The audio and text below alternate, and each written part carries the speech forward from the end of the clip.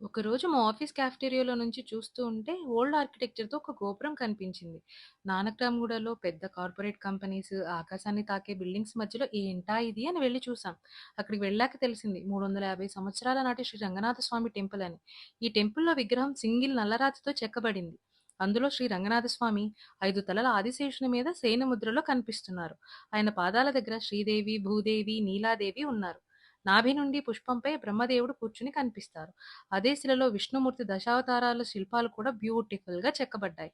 ఈ టెంపుల్ లోపలే లక్ష్మీదేవికి, ఆళ్వార్లకి, ఆంజనేయ స్వామికి విడివిడిగా చిన్న చిన్న టెంపుల్స్ ఉన్నాయి. వాటితో పాటే పెద్ద రథశాల, మండపాలు, బావి, దానిలో తాబేళ్లు ఉన్నాయి. ఈ టెంపుల్ కి 2002లో Indian National Trust for Art and Cultural Heritage award కూడా వచ్చింది. అద్భుతమైన వాస్తుశిల్పం, ఆలయ నిర్మాణ వైభవం, సంరక్షణ పరంగా ఉన్న విశిష్టతకు గాను ఈ అవార్డు వచ్చింది. ఈ కాంక్రీట్ జంగిల్లో, ఉరుకుల పరుగుల జీవితంలో ఇక్కడ కొంచెం సేపు కూర్చుంటే నాకు చాలా ప్రశాంతంగా అనిపించిందండి. మీరు కూడా కుదిరితే ఒకసారి తప్పకుండా వెళ్ళండి.